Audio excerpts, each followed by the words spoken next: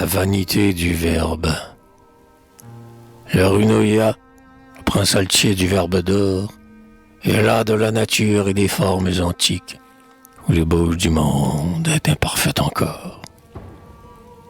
Les bois noirs et leurs chants de harpe prophétiques, et les monts violets endormis sous le ciel, et les brumes d'argent sur les vagues baltiques, et les brises de fleurs et les parfums de miel, et tous les souvenirs alourdis de mystère, gonflent son cœur amer de mépris et de fiel. En son être, écrasé par l'ennui solitaire, croît, avec le dégoût de sa virginité, le désir d'évoquer une nouvelle terre. Un monde jeune, un paradis limité, revêtu d'aubépines immortelles et dieuses, sous les glaces d'hiver et les soleils d'été, où des créations de femmes radieuses se mêleraient d'amour à de mâles héros, en des lits gazons semés de scabieuses. Le maître déploya l'art magique des mots.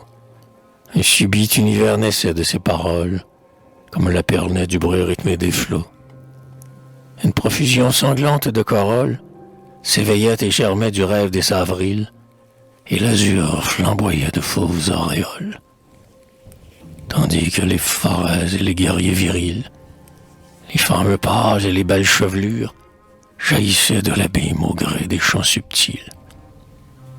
Alors, imaginant les caresses futures, le sublime ouvrier du verbe éperdument songeait un songe blanc pétri de neige pure.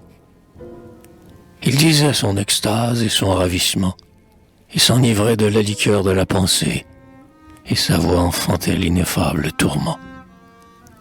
Elle faisait surgir au jour la fiancée, surhumaine, et la femme idéale venait, divinement resplendissante et cadencée. Elle marchait sur la bruyère et le genêt, et des astres vivaient au fond de sa prunelle.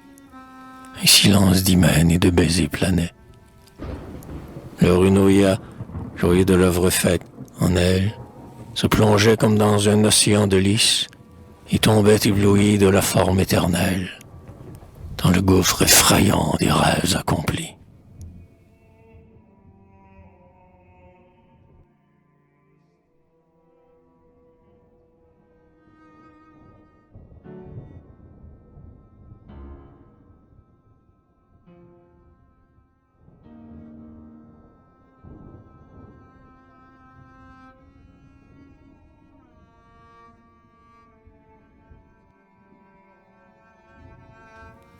La contemplation dura 100 000 années. Quand le maître sortit des songes éclatants, des générations hideuses étaient nées. Les rythmes étaient morts. Les rires insultants grimaçaient. Le soleil blême sur les prairies, sans fleurs pleuraient les jours anciens et les printemps. L'épouse maquillée, âpre de pierreries, se raillait du poète et du rêve divin, et se prostituait aux races amoindries.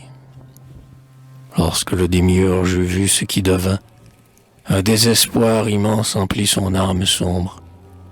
Il comprit que le verbe était stupide et vain, et cria dans la nuit, puisque tout croule et sombre, après l'œuvre magique et sublime du chant, ô paroles, rentrez dans le gouffre de l'ombre.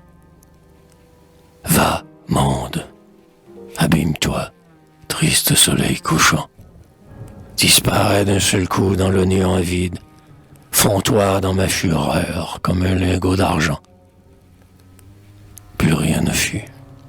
La nuit par le ciel morne et vide roula son voile noir sur la fausse splendeur, et le maître, absorbé dans le chaos livide, tue pour l'éternité le Verbe créateur.